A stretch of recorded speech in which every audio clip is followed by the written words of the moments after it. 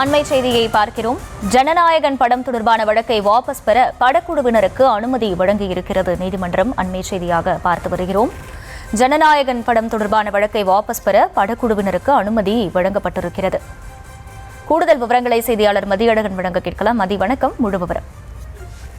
ஜனநாயகன் படத்திற்கு தணிக்கை சான்றிதழ் வழங்க உத்தரவிடக் கோரி தாக்கல் செய்யப்பட்ட மனு தற்பொழுது திரும்ப பெறப்பட்டு இருக்கிறது. திரும்ப பெறுவதற்கு சென்னை நீதிமன்றம் அனுமதி அளித்திருக்கிறது.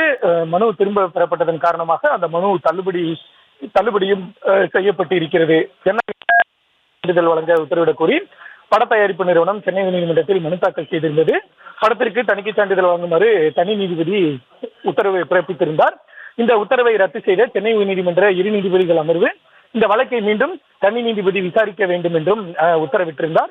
இந்த நிலையில் பட தயாரிப்பு நிறுவனம் தணிக்கை குழுவை நாடி படத்தை மறு ஆய்வுக்கு அனுப்ப முடிவு செய்தது. இதன் காரணமாக சென்னை உயர்நீதிமன்றத்தில் தாக்கல் செய்யப்பட்டுள்ள அந்த மனுவை திரும்ப பெற அனுமதிக்க வேண்டும் என்று பதிவுத்துறைக்கு கடிதம் எழுதப்பட்டிருந்தது.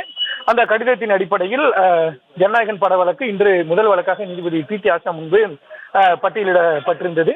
இந்த கோரிக்கையை ஏற்றுக்கொண்ட நீதிபதி ஜனநாயகன் பட வழக்கை திரும்ப பெறுவதற்கு அனுமதி அளித்து உத்தரவிட்டிருக்கிறார்.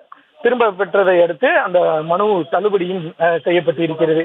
இதனையடுத்து படக்குழு தணிக்கை குழுவை நாடி படத்தை மறு ஆய்வுக்கு அனுப்பி சான்றிதழ் பெற உள்ளனர்.